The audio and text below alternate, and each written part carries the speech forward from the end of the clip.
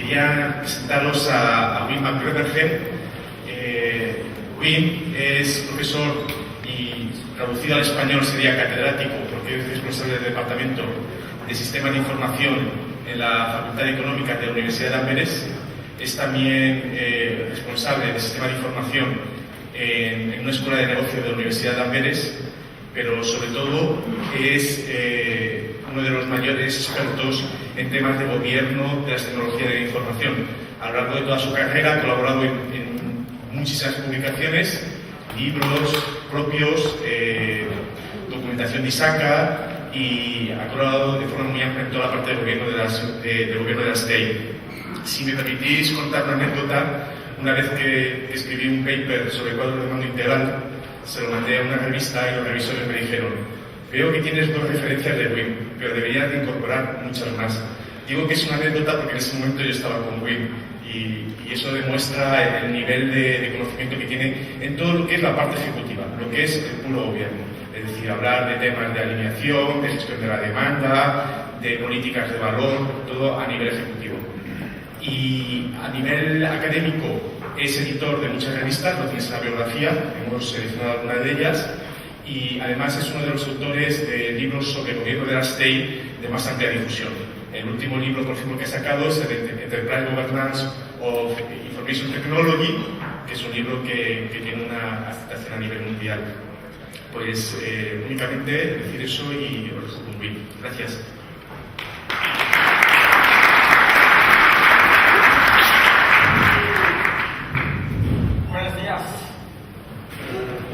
Good morning. This is as far as my Spanish goes. Although I was last week in Argentina, and I learned some of the Spanish words you probably need to have dinner and lunch, I think. But I will give my presentation in English, of course, and as I was introduced by Antonio, I have to tell you that I am a professor at the University of Antwerp, and I'm involved since more than 10-12 years in research on IT governance. So my session will go about IT governance, and I also will introduce some concepts of COVID and LIT. But before I start, you probably know who I am. I want to know who you are. And my first question is, who is acquainted, who is familiar with the concepts of IT governance? Can I see some hands? Okay, if we go further, COVID. Where are the specialists on COVID? Ooh, there is one else, I see an important one. LIT. Okay, we will discuss all these things during my session. So, as you can see, it's a journey from IT governance to the new name, what I call enterprise governance IT. And I will try to explain to you why I want that second name, enterprise governance IT, why it's so important that we use that name.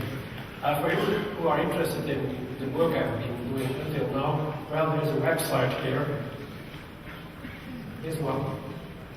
If you go to that website, okay, you can download all my publications and also some of my books. So if you want to do that, okay, feel free to do that. My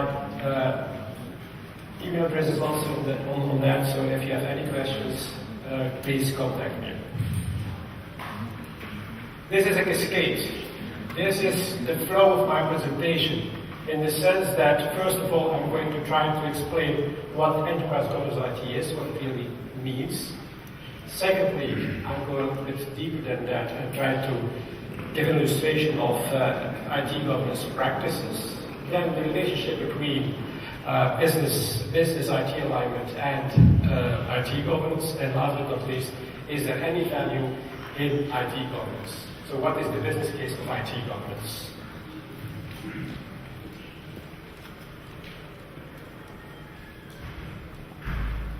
I start with IT doesn't matter.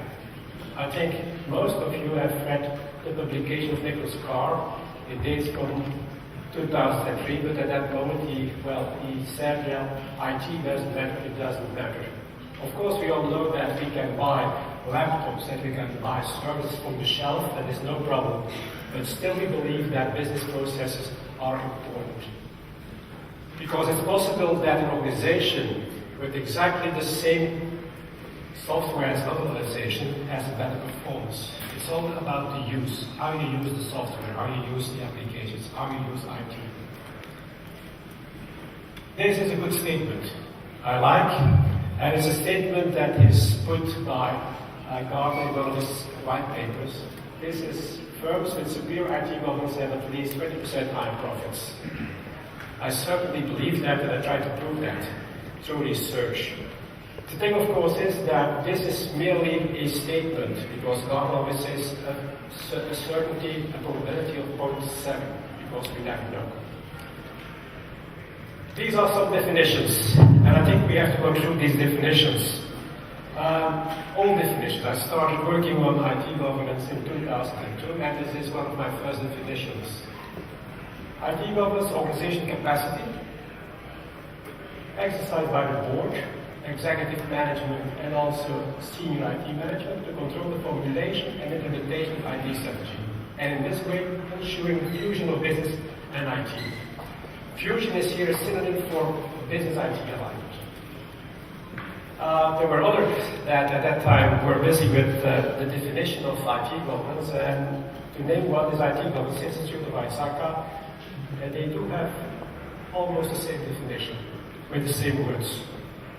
Of course, since 2002, things changed in the sense that we now have new definitions.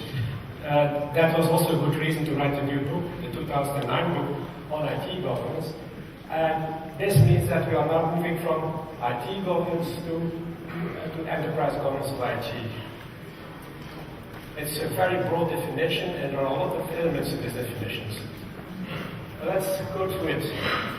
First of all, IT governance, enterprise governance IT, is part of enterprise governance. And it's exercised on a very high level by the board. And the board is overseeing the definition and implementation of processes, structures, and relational mechanisms. The previous speaker said a very good definition. He said it's about management of management. It's about the management of IT management. And this is what is in this definition, overseeing. Further, it must lead to enabling business and IT people to execute their responsibilities in the support of business IT alignment and the creation of business value from IT enabled business investments. This is really the key, because now we are not speaking anymore about IT projects, but we are speaking about business projects that are enabled by IT. And we will come back later on that concept of IT-enabled business investments. I'm not alone, and ISACA is not alone on working on enterprise governance IT. We also have ISO, the 38500. And you can see here the principles. They have 6 principles. First of all, if you look at the first principle, responsibility, and I'm only going to say something about that first principle, individuals and groups. This means that we are referring to business and IT people. Because we all know that, let's say, when a project, a business project enabled by IT is not a success, often the reason is the business, because they are not cooperating with IT.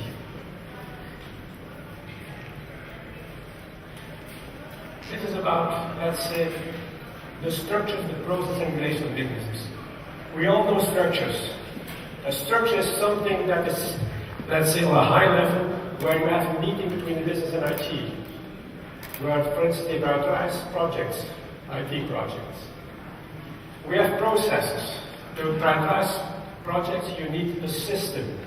You need a method, which is often called IT portfolio management. And last but not least, relational mechanisms. It's possible that you have an organization that went to a very important, very expensive consultant, and that they did establish structures and processes that doesn't work. And the reason is often that business and IT don't understand each other. I have a good example of that. It's about what they call a business IT committee in an organization, and the marketing director doesn't come to that meeting, doesn't want to do that. he sends one of his people to that meeting and tells them that man, well, go to that meeting, but don't bother too much because IT is not your thing, it's marketing. So then it doesn't work. So I believe if you look at structures, processes here, and relational business, and you look at your own organization, you probably will find things that are good to do that. Going to skip that. So that was about structures. I told you before that we need processes to do that. And a good process to do that is the balanced scorecard. And what we can do, we can build a kind of cascade, which means that we have a business balance scorecard, an IT balance scorecard, and last but not least, a balance scorecard for the IT processes. I have an example here, and what is very important that in the balance scorecard, we try to turn it into a management system, not only a measurement system. Profit contribution, for instance. That means what is the value of IT to the business? And of course, the metrics that are in there, we probably have to roll them up or aggregate on that higher level, the business balance scorecard. In this way, we make a connection between the business and IT. I have some examples here. A good example, for instance, here, in this company synergy achievement. We know that there is a lot of things going on within the world of banks, that banks are coming together, merging, things like that. Well, it's important for the IT director or the CIO, well, that he tries to measure what is synergy are. One platform for all corporations, one application.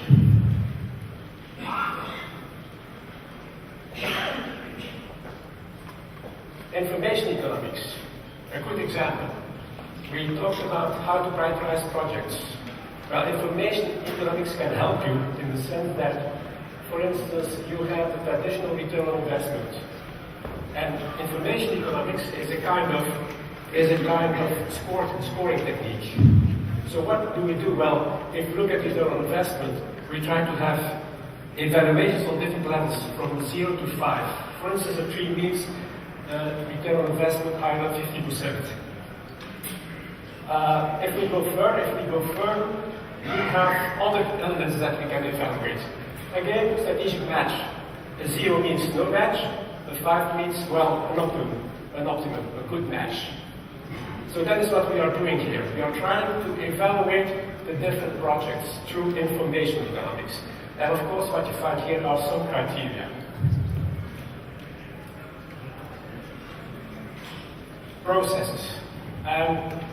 We have some look in the sense that we have ISACA, and ISACA developed 2 major products. First of all, we have COVID, and secondly, we have VLIT. Now, COVID focuses on the IT processes.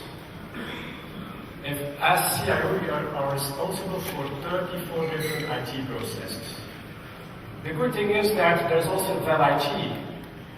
And this is important because VLIT focuses on the IT-related business processes.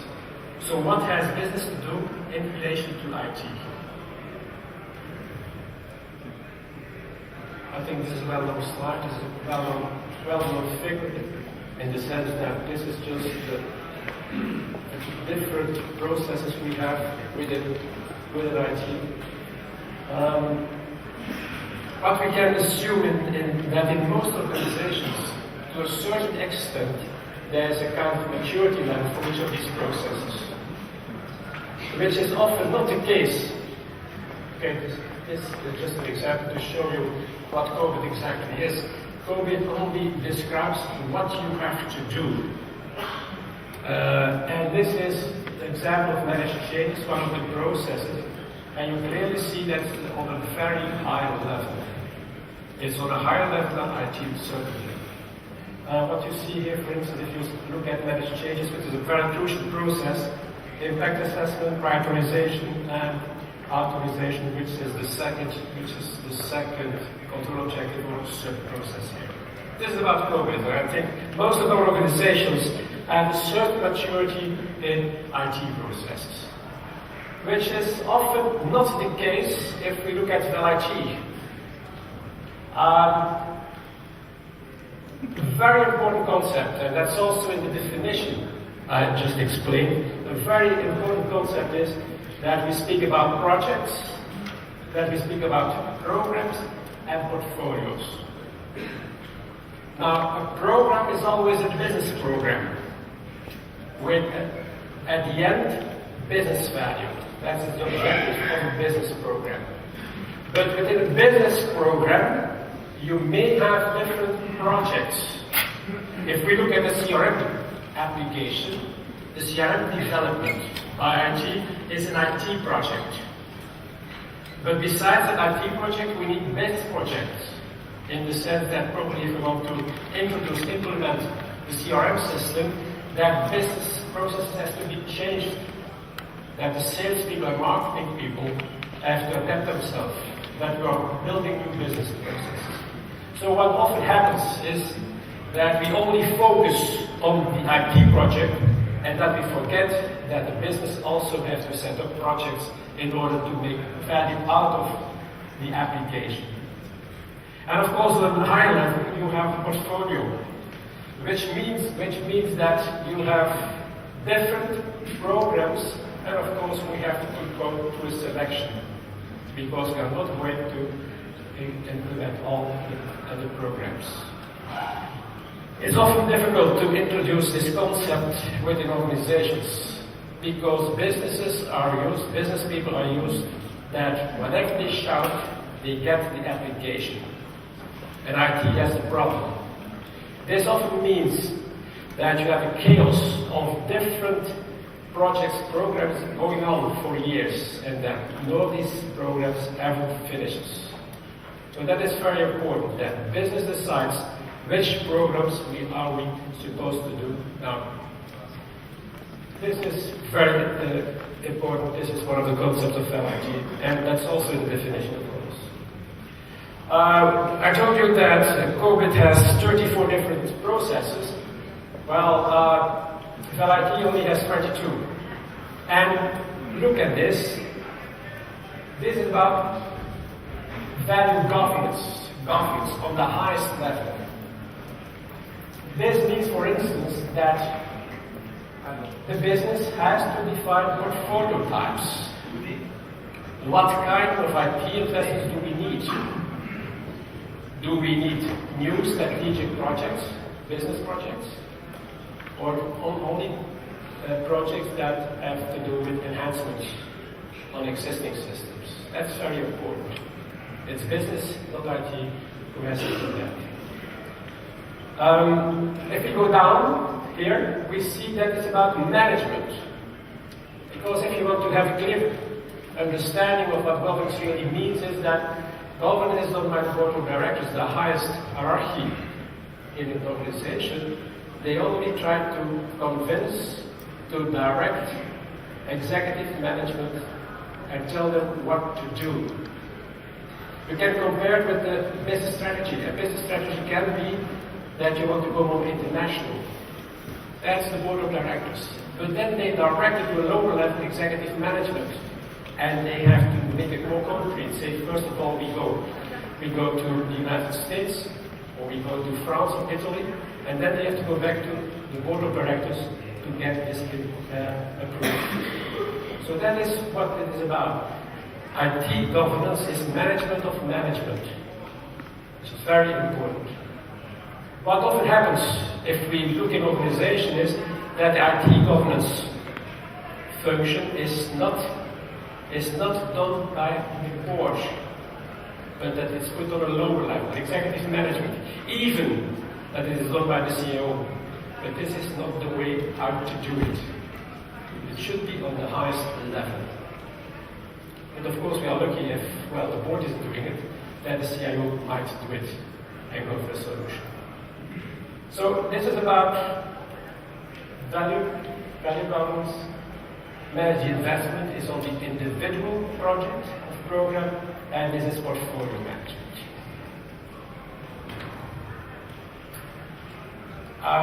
If we look at what I did now is I picked out some of the management practices within these processes to illustrate it, and I filled it in how to do it. Because again, IT is only telling you what to do, but not how to do it. And what you see, for instance, there is a management practice. You have management practices with the process. This is about developing understanding of significance of IT and role of governance. First of all, the business has to determine where they are, what they want. For instance, are they only, the IT is only in support mode? Factory mode means that, for instance, the airlines are on that level.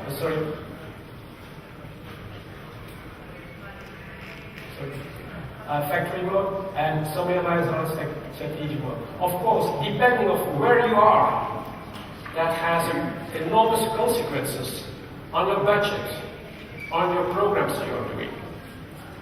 And it's often not the case that business does this. You have to determine that. This is about defined categories. Very important, because this is a concern of the business. This is about the budget. What are we going to do next year? For instance, here we all know, if you look at the IT budget, that, let's say, about 50% is the production. The 1st of January, okay, it's already gone. But what is more important is the other 50%, which is development. And you have to look at 3 different levels, I think. The maintenance budget, we all look at the small things, continuity budget, and investment budget. How do you do that? How do you divide that? Because it often happens that there is only, let's say, some percentages for investment budget, because the trade budget and maintenance budget takes it all. And I have an example of an organization, and it's a financial organization, and they are what they are doing, they are calculating wages for other organizations. They have what they call a motor that does that. It's very old, it's an old one, it's a legacy system. But at the same time, so the legacy system is here, but at the same time, they want to change that completely to have a competitive advantage.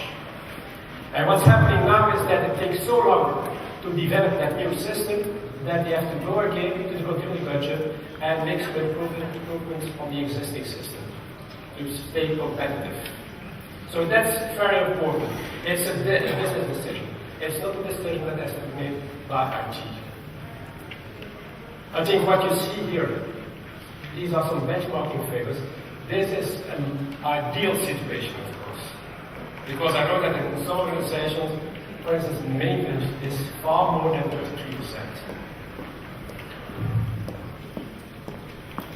Develop and communicate evaluation criteria. That is also something that the business has to do, not IT. For instance, there's an example of Sigmar Carlson, one of the steel companies, the major steel companies in the world. And what they use are 4 different criteria. Profitability, let's say return on investment, competitive advantage of the system, operational urgency, things they have to do because of new laws or whatever, and then decision support. The new system has any meaning for information management information.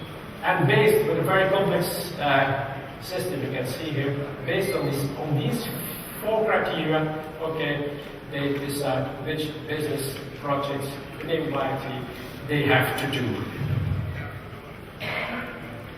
About project management, the other examples were about the value governance. This is about project management, translate business strategy and goals into IT strategy and IT strategy goals. Of course, this is COVID. You all remember that within COVID we have the relationship between business goals and IT goals. And I think this is an example for the financial sector. This may help you. This is evaluate and assign what gives scores to program business cases. What you see here is an example of a leading bank in Belgium. And over here you have the different programs, business programs enabled by IT, a whole list. And these are the criteria. So it's a Dutch, but what you see here, this is about value, this is about risk. And what you can see here, this is about how close that that business program is to the objectives, the goals of the bank. And you see all fives, almost all fives here. This means that this chart is the basis for discussion at the board of directors, what to do. And of course, all the other projects, all the other programs that are not close or that are not related to IT, to the strategy of the bank, will not come to that level. And they use that, they use these numbers, not to calculate them, but as a basis for discussion, what to do. And you know that in Belgium, and not only in Belgium, we had some problems with our major banks. What they had to do, first of all, they had to cut in investments. They could do that easily because they had a good overview of their projects in this way. So within 1 week, they could decide which business programs they had to do and which programs they didn't do anymore because of the problems they had. This is nice. Great overall investment portfolio view. You can see, of course, that you want to be here. Low risk and high profit. I'm not going to. Which is probably important is that you look at this. These are the different people, committees that are involved in, let's say, portfolio selection and things like that. 50 minutes, okay? I'll try to keep it to that. What you can see here, okay, some things I have to stress here, that in companies, in organizations, you need to have a kind of, you need to have a kind of investment and services board. That means on the highest level, you have an investment board. We will prioritize the different projects, and maybe business projects enabled by IT, but also other programs, other projects. For instance, building a new headquarters, or something like that, on a very high level.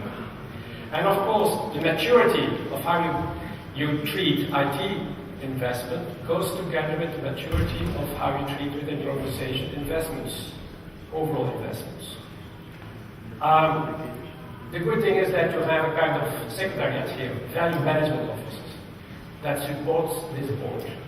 And you see that they make a difference here between program management office and project management office. Program management is far on a higher level than, of course, project management office. This is an overview of LIG, the different processes. Again, 22. Value governance, you can see that most of the underlying management practices, accountability is by board, responsibility the CEO. If we go down to investment management, business sponsors and business management. Portfolio management is on a higher level, the board and the CIO. Responsibility, CEO, CFO, and CIO. Because that's very important. Who is accountable? Who is responsible? And accountability is always on a higher level. Of course, the most difficult thing is we just, well, what we just have, we said something about structures. We said something about processes, and relation mechanism is very difficult to fill in. And the magic word is IT leadership. That you have a CIO who has visibility not only to his own people but also to the board and executive management. And of course, we often say that a CIO needs to share within the executive management, but what we can see also in Belgium that this is mostly not the case. Okay? The major banks, of course, we study that with business cases. We can see that, well, that they have good connection with executive management, but they are not the real management. This is nice. It's one of the surveys that is organized every 2 years by ISACA. And I want to stress this here. What you see here, this is the latest one of the latest one, the 2007, that have already implemented goes down. What does that mean? There is only one explanation, is that people now really understand what it is about, IT governance, that it's a difficult thing to do. That you cannot say, well, we have implemented it. It's an ongoing thing. It's an ongoing thing. Okay, that's the first part. I think now we have an idea of what it is about. Let's now move to the practices. We did some research on that. Through the Delphi method, okay, we tried to know what in practice really the structures are, IT processes are, and relational mechanisms are. We also asked a question about the effectiveness of the practices. So we contacted experts, and we asked them, what do you think are the most effective practices?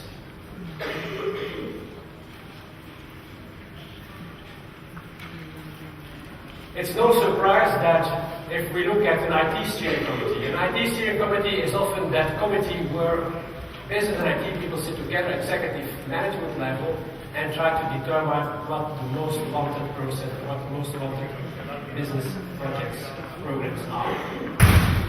We have that in most organizations, that's well known. What is also very effective is that the CIO is reporting very closely to the board of directors or the CEO. Surprisingly enough, and I want to stress that, is that if we look at benefits management and reporting, which is the ultimate goal of what we are doing with business projects programs, is at a very low level. It should be on top of it, because that is very effective. That is the reason why we are doing it.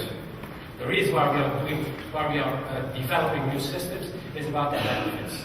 The reason probably is that it's so low, and it's so low here, is that, well, it's not well known at this moment. It's not done in many organizations yet. The second question was perceived ease of implementation. And what you can see, what is not so easy is benefits management, of course. Say we have made a business case and it looks good, but during the next years, okay, how is it going? That we follow that we have a monitoring system. So that's very difficult. What is also not so easy, oops, sorry for that.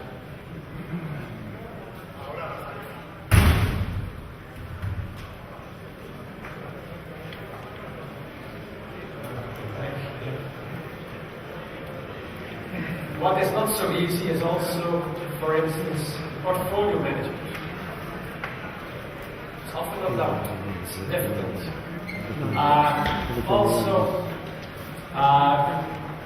If you look here at an IT governance framework, COVID is not perceived as easy. Of course, what we try to do now is bring the two things together. What is effective and what is easy to implement. Because then we have a list of practices that we can start with. And this is the list here.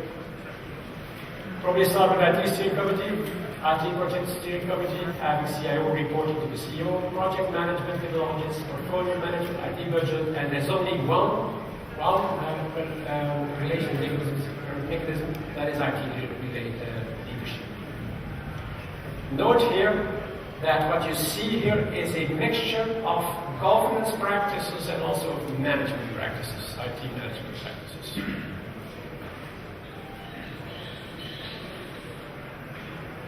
Now, what we are trying to do is looking for a business case for practices, IT governance practices. And the first part of the chain is there a relationship between the practices and business IT alignment. So when we have good practices, does that mean that we eventually have good business IT alignment? Of course, in a very pragmatic way, what you can do in your own organization is say, well, set the business people together and ask them what the business goals are, set IT people together, what are the IT goals, and then look for correspondence. We did this exercise in many organizations, and often happens that there are IT goals without business goals and business goals without IT goals, which is not a good business IT alignment. Luckily, for our research, we have a validated measurement system to measure business IT alignment. And this is the method by Luftman. It's a very different one in the sense that, well, he did it in many organizations, and when his result in an organization was, for instance, maturity level of business IT alignment is 3, well, he went to the organization and looked for it if that was true, that it matched with what is happening in the organization. So these are the kind of questions. It's about 22 questions, not more than that. And what you can see here, the question is, IT is perceived by the business as, of course, very low business IT alignment is the cost of doing business, a very high partner for the business that who adapts, improvises, and brings value to the firm. So that is the way we are trying to measure that. And if you give that survey to 10 IT people and 10 business people, okay, it will eventually end with a good result. Okay, that is what we did in our research to measure business IT alignment. These are results from Luftman. Most of what is here are North American organizations, and it's no surprise, for instance, that retail is scoring the highest. If you look at organizations, companies like Walmart, okay, they are very active. You see here universities, education, not so hard. What we did, okay? Well, we tried to do that. Is that 5 minutes or 15? 5 minutes. What we tried to do, we went to 10 different banks in Belgium and we measured that, the business IT alignment. In the way, the result is almost 3, which is not too high. And then, of course, what we did, because we had outliers, we had very good performance and we had bad performance. And the 4, we took out 4, 2 good ones, 2 bad ones, and then we went into detail and tried to measure the maturity of the practices of the 33 different IT governance practices. We did it this way, okay, non-existent, optimized, enterprise government governance or strategic related and so on. What came out? What were the results? Here. The finding, one of the findings is that if we look, this is one of the best performers, a relatively high business IT alignment. And you can see that the structure, maturity of the structure is high. Process also. Relational thickness is a little bit down. And these are the bad performance. Bad performance, I mean bad performance on business IT alignment. And you also can see that, well, the result of this is that there is a kind of correlation between the level of business IT alignment and the maturity of the practices, the IT governance practices.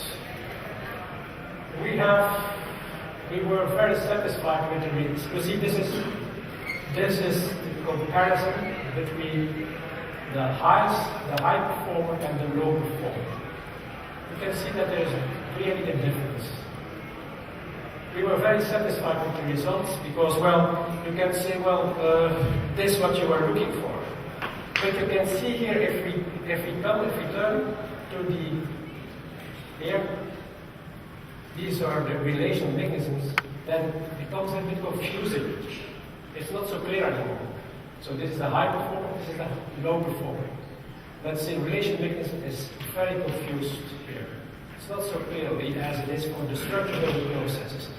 The reason for that is that, well, that the banks that gave the results were, let's say, small banks and large banks, and that's what we did find in the smaller banks, okay, that the relation mechanisms were more important than the structures and processes. And of course, the large organizations, well, often, well, they stick to their very formal structures and processes, but they left the relation mechanism a little bit, became mechanistic. So our advice is that you always need to both. You need structures, processes, but you also need relation mechanisms, which is very important.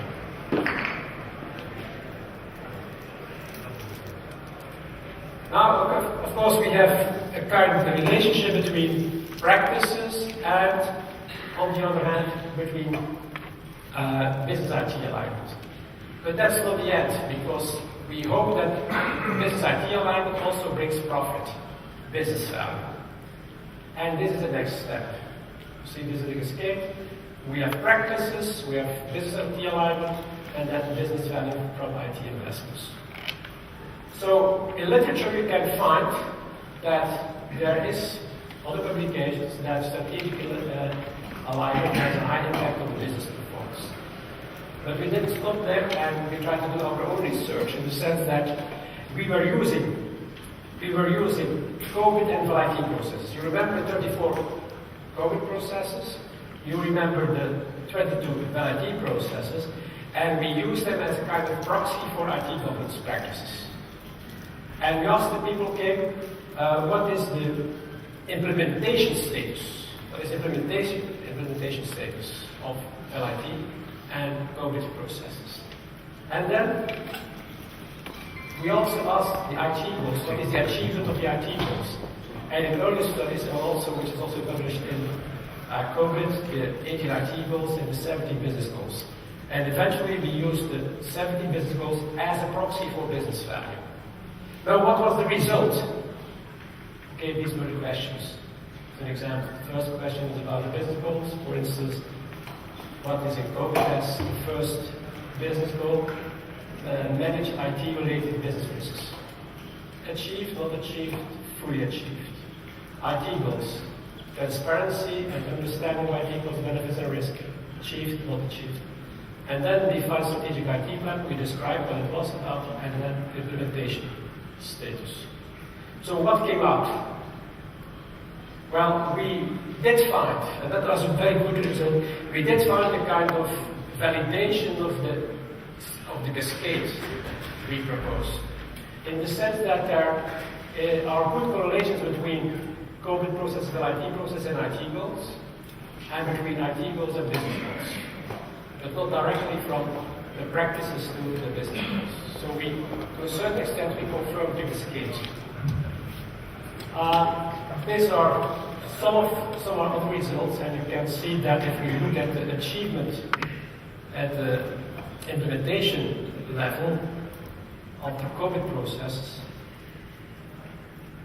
most of them are higher than level 3. You also can see the IT factory here. This is development and this production. So they score higher. And of course, if we go to the more strategic things like, for instance, planning and organization, it scores a bit lower. What is necessary, no surprise, is that if we look at the IT processes, they are relatively low. Again, indicating that the business is sometimes too far away from the IT things they have to consider.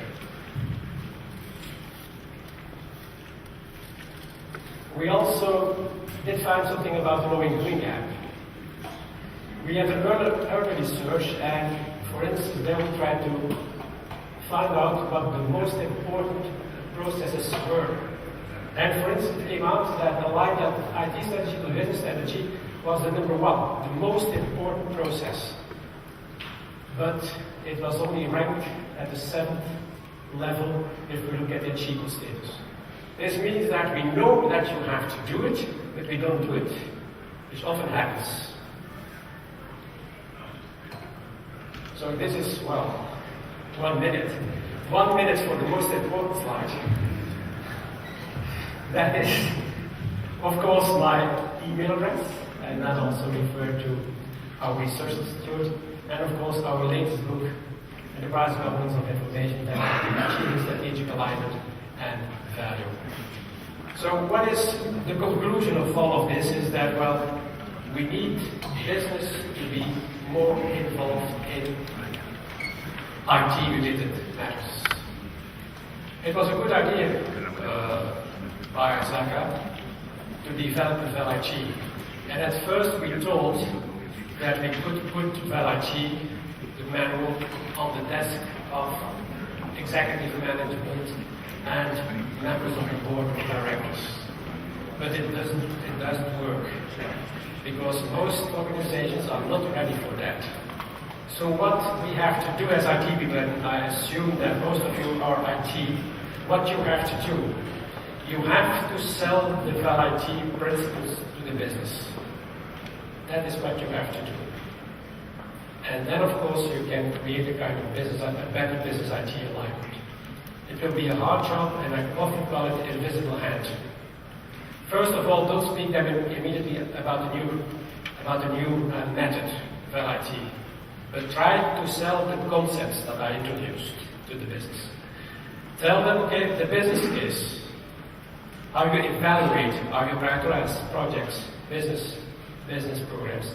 That is something business has to do, not IT. IT is not able to do that. Often they do it because there is nothing else. So that is a challenge for you when you go back to your office. This was my story.